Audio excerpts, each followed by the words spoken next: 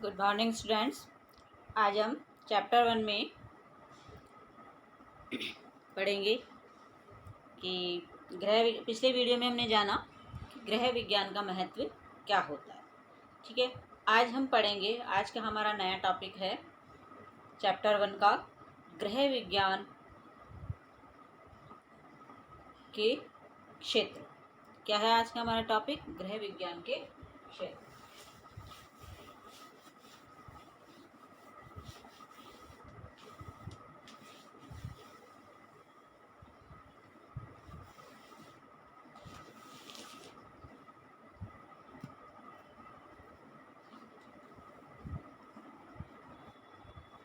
ग्रह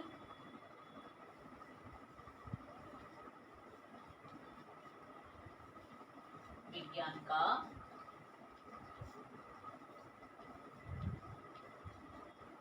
क्षेत्र, ये है हमारा आज का टॉपिक कि ग्रह विज्ञान जो है किन किन क्षेत्रों में कार्य कर रहा है। ओके,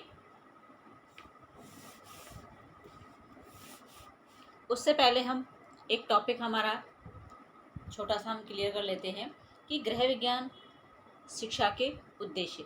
कि ग्रह विज्ञान का क्षेत्र तो हम पढ़ ही लेंगे, लेकिन उससे पहले हम एक छोटी सी बात समझने की कोशिश करेंगे कि ग्रह विज्ञान का शिक्षा के क्षेत्र में क्या उद्देश्य है, किस उद्देश्य से ग्रह विज्ञान को शिक्षा के अंतर्गत शामिल किया गया है। आइए देखते हैं। नंबर 1,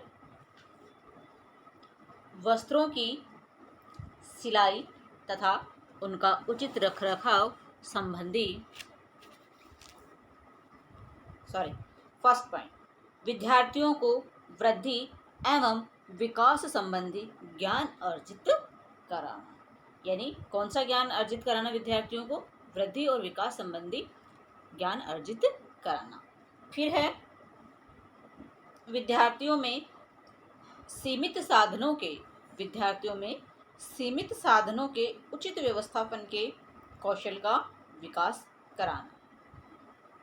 मान लो हमारे पास ये इसमें किस प्रकार से शामिल है कि हमारे पास मान लो कि लिमिटेड ही सोर्स है इनकम के, या फिर हम कहें कि हमारे पास जो भी हमारी सुविधाएं हैं वो लिमिटेड है।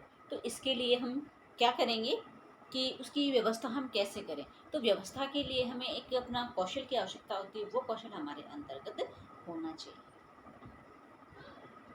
थर्ड है विद्यार्थियों को एक सतर्क एवं जागरूक उपभोक्ता। कैसा उपभोक्ता होना चाहिए? हमें सतर्क और जागरूक उपभोक्ता हमें बनना चाहिए। तो इसके अंतर्गत आगे के चैप्टर्स में हम पढ़ेंगे उपभोक्ता जागरूकता, जैसा एक आपके चैप्टर्स में आया हुआ है। तो उसमें सारी चीज़ें दी हुई है कि हमें कौन सी चीज़ खरीदनी चाहिए और खरीदते समय हमें किन किन चीज़ों का ध्यान रखना चाहिए और कौन से मार्क का ही हमें सामान खरीदना चाहिए। उनकी सब चीज़ें एक्सपायरी डेट भी हमें देख लेनी चाहिए, मैन्युफैक्चरिंग डेट भी हमें देख लेनी चाहिए, और इन सब चीज़ों को देख करके ही हमें उन चीज़ों को खरीदना चाहिए। तो ये होता है हमारा सतर्क और जागरूक एक उपभोक्ता हम तभी बन सकते हैं जब हमें इन सब चीज़ों की जानकारी होगी। फोर्थ है विद्यार्थियों को रहन सहन व पोषण संबंधी ज्ञान द्वारा रोगों की रोकथाम व उपचारात्मक व्यवस्था की जानकारी देना। कैसी जानकारी देना? रोगों के, मान लो कोई भी डिसीज हमें हो जाती है तो उस रोग की जानकारी देना और उसकी रोकथाम के लिए हमें क्या करना चाहिए, इन सब चीज़ों की जानकारी हमें गृह विज्ञान यानी होम साइंस के अंतर्गत मिलती है। पांचवा पॉइंट इसमें विद्यार्थियों में स्वस्थ आहार संबंधी आदतों का विकास करना। अब स्वस्थ आदतें हमारी कौन सी होती है? डेली स्नान करना, हमारे साफ सफाई करना, बॉडी को क्लीन रखना। तो ये सब चीज़ें हमारे लिए बहुत ही इम्पोर्टेंट होती है, जो कि हमें लंबे समय तक के लिए सुरक्षित रखती है, स्वस्थ रखती है। फिर लास्ट इसमें पॉइंट है 6 नंबर पे है विद्यार्थियों को वस्त्र विज्ञान, परिधान के चयन एवं सुरक्षा संबंधी ज्ञान प्रदान करना भी गृह विज्ञान का एक उद्देश्य है। यानी बालकों को या विद्यार्थियों को, किसी को भी, एनीवे कोई भी इनको पढ़ता है तो उनको परिधान संबंधी पूर्ण जानकारी किसके अंतर्गत मिलती है? गृह विज्ञान के अंतर्गत मिलती है। अब हम आ जाते हैं अपने मेन टॉपिक गृह विज्ञान के क्षेत्र पर। किस पे आ जाते हैं? गृह विज्ञान के क्षेत्र पर।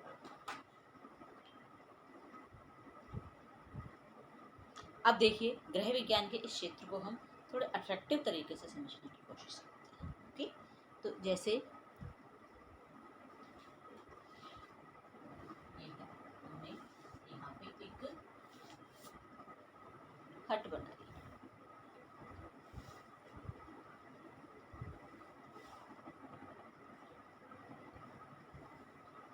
ओके,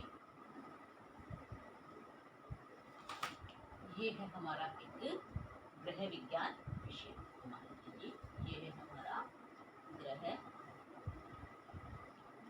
विज्ञान। अब देखिए, गृह विज्ञान विषय को हम कितने रूपों में विभाजित कर सकते हैं, कितने विषयों के रूप में हम इसे विभाजित कर सकते हैं, या हम किन किन की इसके अंतर्गत जानकारी प्राप्त करते हैं। तो हम इस डायग्राम के अकॉर्डिंग समझेंगे कि फॉर एग्जांपल हमारा मेन जो टॉपिक है वो है गृह विज्ञान, यानी घर का विज्ञान जानना। अब घर के विज्ञान में किन किन चीज़ों को शामिल किया गया है, ठीक है। फर्स्ट इसमें हमारा आहार एवं पोषण।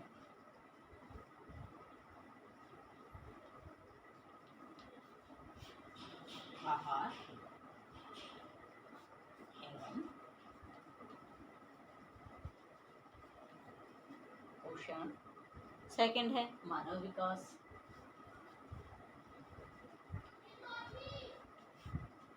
मानव विकास, ठीक है। पहले हम इन 2 पॉइंट्स को भी जान लेते हैं, बाकी के हम बाद में राइट करेंगे। देखिए, अब इसमें हम थोड़ा सा इसकी एक प्रस्तावना समझ लेते हैं गृह विज्ञान क्षेत्र की। गृह विज्ञान शिक्षा का वह क्षेत्र है जो व्यक्ति के जीवन को मूल्यवान बनाता है। इस विषय द्वारा प्राप्त ज्ञान को व्यक्ति की सुविधा, उन्नति तथा जीवन स्तर को ऊंचा उठाने के लिए प्रयोग किया जाता है।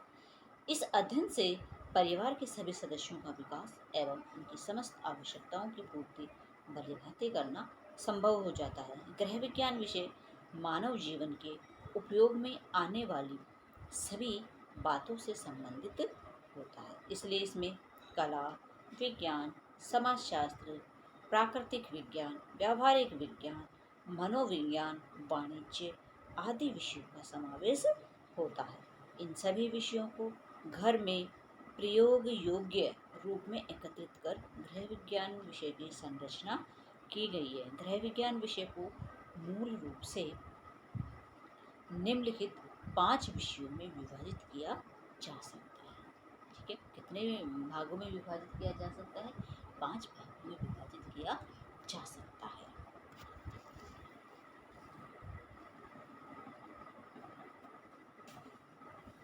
पांच भागों में इसको विभाजित किया जा सकता है, ठीक है। तो 5 कौन कौन से हैं, जिसमें से 2 हमने राइट कर दिए हैं। फर्स्ट विभाग इसमें बताया गया है कि गृह विज्ञान को हम किस रूप में, किस क्षेत्र में इसका हम अध्ययन समझेंगे। तो फर्स्ट हमारा आहार एवं पोषण।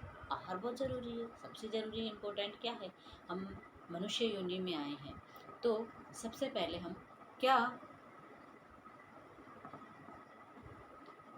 जानेंगे कि आहार एवं पोषण किस प्रकार से हमारे लिए सहयोगी है हमारे इस विषय में। ओके,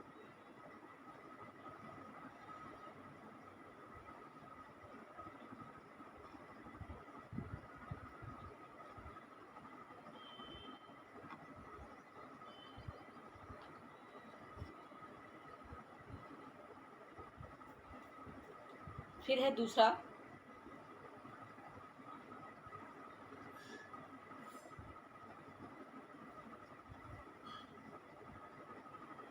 आहार एवं पोषण।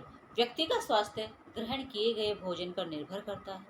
इस विषय के अध्ययन में आहार, पोषण, पोषण की कमी या अधिकता से होने वाले रोग, पोषक तत्वों के कार्य तथा स्रोत, आहार आयोजन, आहार संरक्षण, पाक कला, उपचारात्मक आहार आदि की जानकारी दी जाती है। अब देखिए होम साइंस विषय में जब हम पढ़ते हैं आहार एवं पोषण के बारे में, तो यह हमें किस बारे में जानकारी देता है, हमारे अल्पाहार के बारे में, कि हमें अल्पाहार लें और किस किस रूप में हम अल्पाहार लें।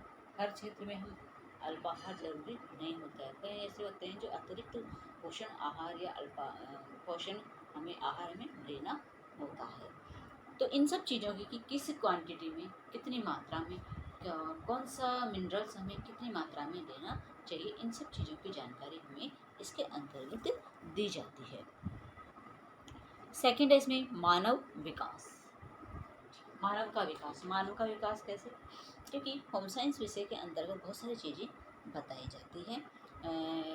व्यक्ति के जन्म से लेकर वृद्धावस्था या मृत्यु पर्यंत तक की सारी जानकारी हमें गृह विज्ञान के अंतर्गत दी जाती है। यानी इसका क्षेत्र बहुत ही विस्तृत होता है। गृह विज्ञान का क्षेत्र क्या होता है, बहुत ही विस्तृत होता है।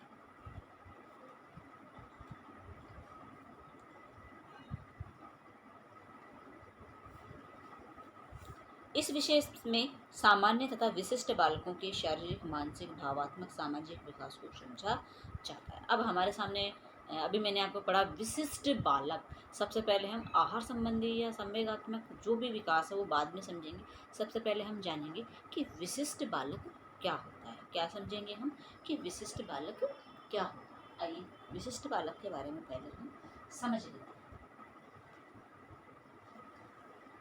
हमारा टॉपिक चल रहा है ये। अब देखिए विशिष्ट बालक।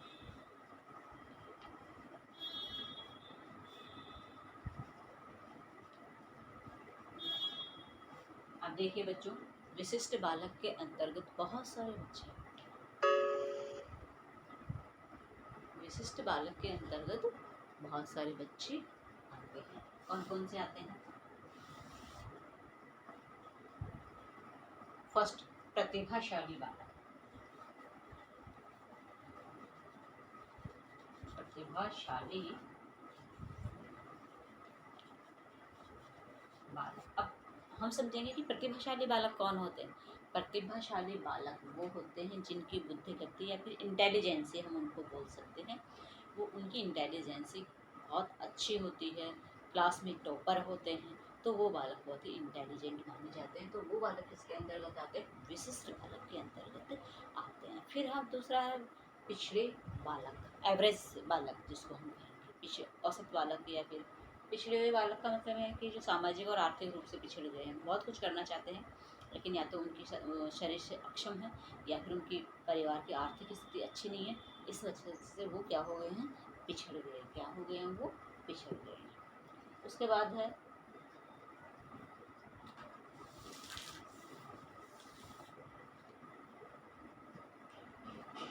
मंद बुद्धि बालक। कौन से बालक? मंद बुद्धि बालक। मंद बुद्धि बालक वो होते हैं जो जो मंद बुद्धि से मतलब दिमाग, जिनका मानसिक संतुलन थोड़ा सा खराब होता है या उनका जो दिमाग है थोड़ा स्लो चलता है। कुछ बच्चे होते हैं, 3 प्रकार के बच्चे हमारे सामने होते हैं। औसत बुद्धि वाले, ठीक है, औसत में सामान्य वाला आ जाता है, जो एक बार नहीं समझ में आता, दूसरी बार गाइड करते हैं तो वो समझ जाता है, तो वो सामान्य बुद्धि बालक होते हैं। फिर एक होता है प्रतिभाशाली, जो एक ही बार में उसे सब समझ में आ जाता है, तो ऐसे बालक होते हैं प्रतिभाशाली, ठीक है। फिर बालक होते हैं, देखिए मैंने आपको बताया मंद बुद्धि बालक। मंद बुद्धि बालक जिनको बहुत कम समझ में आता है। और फिर होता है एक जड़ बुद्धि बालक। जड़ बुद्धि बालक वो होते हैं जिनको कुछ नहीं समझ में आता है, जिनकी मेंटल एबिलिटी बिल्कुल ज़ीरो होती है, बस वो अपने ही बारे में सोचते हैं, दूसरों के बारे में सोचने समझने में कि उनमें कैपेसिटी नहीं होती है।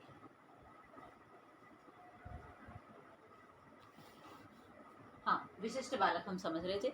अब मेरे ख्याल से आप लोगों को एक विशिष्ट बालक के बारे में समझ में आ गया होगा कि एक विशिष्ट बालक क्या होता है। तो विशिष्ट बालक होता है जो प्रतिभाशाली बालक होता है, बहुत इंटेलिजेंट होता है। एक सामान्य बुद्धि बालक होता है और पिछड़ा बालक, और या फिर हम कहें एक मंद बुद्धि बालक, यानी जो कई रूप से बच्चे पिछड़ गया है। तो ऐसे वो फिर अनलिमिटेड है, लेकिन जो मैन है वो मैन नाम मैंने आप लोगों को बता दिया है। इनको ही समझना आपके लिए काफ़ी है। तो विशिष्ट बालकों के शारीरिक, मानसिक, भावात्मक तथा सामाजिक विकास को समझा जाता है। अब मैं हूँ या आप हैं, ठीक है, तो इसमें क्या है कि मेरा विकास कौन कौन सा होगा? मानसिक विकास होगा, शारीरिक विकास होगा, भावनात्मक यानी इमोशनली विकास भी होगा। और ये सब चीज़ें हमारे ऊपर डिपेंड करती है कि हमारा विकास, ये सारा विकास किस प्रकार से हो रहा है। शारीरिक रूप से हम अक्षम हैं तो हम इन सब चीज़ों में पिछड़ जाएंगे। शारीरिक विकास भी हमारा स्लो चलता है, मानसिक विकास भी स्लो चलता है और भावनात्मक विकास भी हमारा स्लो चलता है।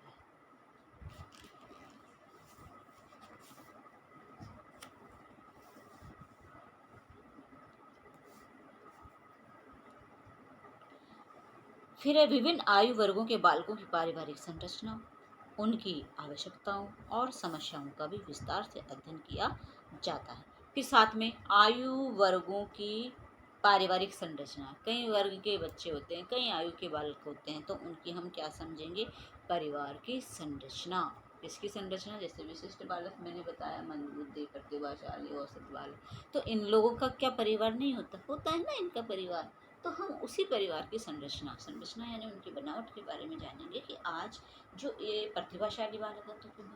क्योंकि प्रतिभाशाली बालक वही होता है, गॉड गिफ्ट बालक वही होते हैं जिनका पोषण बहुत अच्छे से हुआ है, उनको अच्छी गाइडलाइन घर वालों से मिल रही है, अच्छे माहौल में वो पल और बढ़ रहे हैं, तो ही वो एक मानसिक रूप से विकसित हो सकते हैं। कुछ बालक ऐसे हैं जो पिछड़े बालक हैं, विशिष्ट बालक हैं, तो वो किसी न किसी रूप में आर्थिक या सामाजिक रूप से पिछड़ गए हैं, तो उनका जो बुद्धि का जो विकास है नहीं हो पाया, क्योंकि परिस्थितियाँ उनके साथ ऐसी थी।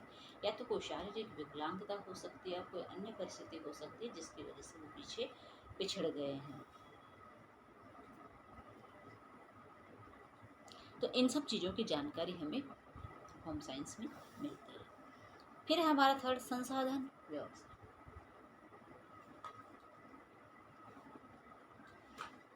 विशिष्ट बालक समझ में आ गया। विशिष्ट बालक किसमें आया? आपके मानव से संबंधित विकास जब होम साइंस करता है तो किसके अंतर्गत आता है? इसके। थर्ड है हमारा संसाधन व्यवस्था।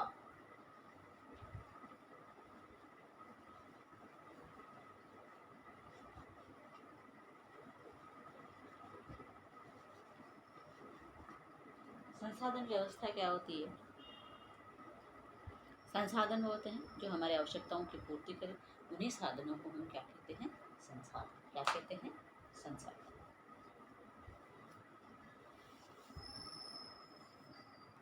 इस विषय में हम घर में प्रयुक्त होने वाले साधनों का सही उपयोग तथा व्यवस्था, घर की देखरेख एवं साज सज्जा, निर्णय और व्यवस्था की प्रक्रिया, बजट, समय, ऊर्जा की व्यवस्था, उपभोक्ता शिक्षण आदि के बारे में विस्तृत जानकारी प्राप्त करते हैं।